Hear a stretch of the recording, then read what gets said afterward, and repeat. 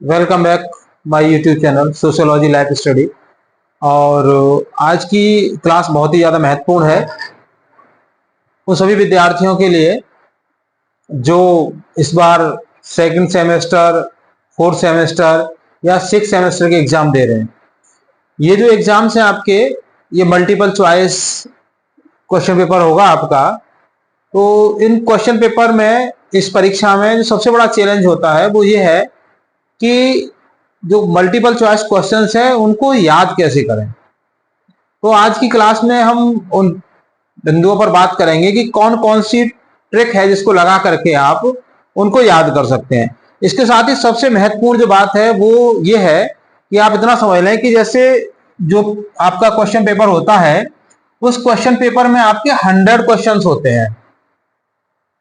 ठीक है, चाहे वो किसी भी सब्जेक्ट का है, चाहे वो साइंस स्ट्रीम का है, चाहे वो आर्ट का है, चाहे वो कॉमर्स का है, सभी में कितने क्वेश्चंस आते हैं? 100। करने कितने होते हैं आपको? करने होते हैं 75। अब देखिए यहाँ पे गलती अक्सर विद्यार्थी क्या करते हैं जो नहीं करनी चाहिए, वो आपको एक बात समझ लीजिए। कुछ विद्यार्थी क्या करते हैं कि 1 से लेकर के और 100 तक सभी को, वो जो OMR शीट होती है, जो आंसर शीट होती है, उसमें सभी के गोले को वो ब्लैक करते चले जाते हैं। और फिर बाद में पता चलता है कि अरे यार, उनके तो नंबर बहुत कम आए हैं। उसका कारण एक बात ध्यान से समझिए। कारण क्या है? कारण यह है कि जब आप 1 से लेकर के और 100 तक के क्वेश्चन सारे कर देते हो और आपको पता है नहीं कि आंसर सही क्या है किसका, तो कंप्यूटर क्या करता है कि कंप्यूटर 75 पर आकर रुक जाता है। यानी गिनती उसकी 1 से स्टार्ट होती है और 75 पर आकर के उसकी गिनती पूरी हो जाती है। इसके बाद वाले क्वेश्चंस को वो चेक ही नहीं करता, केवल क्योंकि उसको 75 चाहिए। अब इन 75 में से मान लीजिए आपने 30 क्वेश्चंस गलत लगा दिए, भाई अंदाज से आप लगा रहे हो, तो 30 को आप इस 75 में से घटा दीजिए, आपके पास कितना बच रहा है? तो इस तरीके से आपके जो नंबर हैं वो नंबर बहुत कम आते हैं। आपको करना क्या है? विशेष ध्यान आपको यह रखना है कि आप 1 से लेकर के 100 तक अटेम्प्ट करें, लेकिन विशेष ध्यान यह रखें कि आप उन क्वेश्चंस को पहले करें जो आपके बिल्कुल सही हैं, जिन पर आपको फुल कॉन्फिडेंस है कि इसका आंसर ये सही है।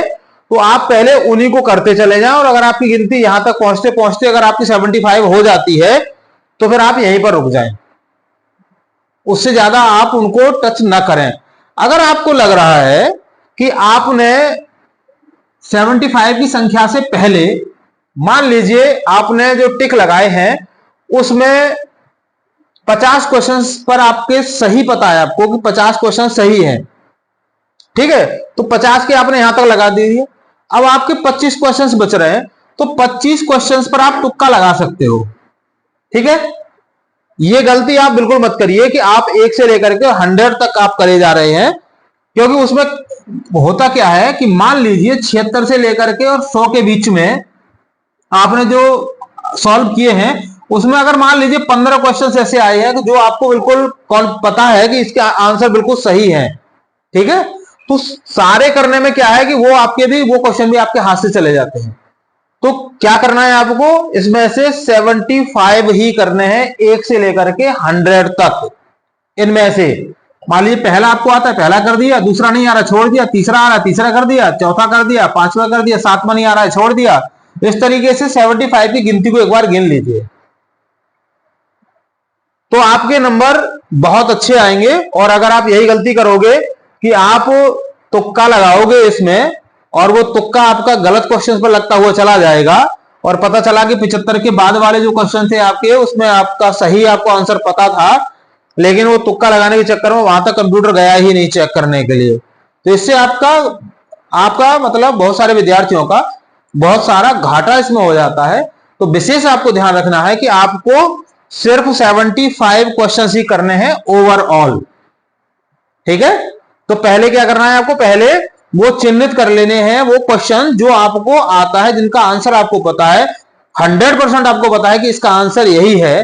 पहले 1 से लेकर के 100 तक के बीच में उन क्वेश्चंस को आप अटेम्प्ट कर लीजिए, और फिर क्या करिए कि जितने हो गए आपके, ठीक है, बाकी जो बच रहे हैं आपके, उनमें आप तुक्का लगा सकते हो। वो तुक्के से भी कर सकते हो, लेकिन गिनती आपकी 75 से ऊपर नहीं जानी चाहिए, नहीं तो वो आपको घाटा हो जाएगा।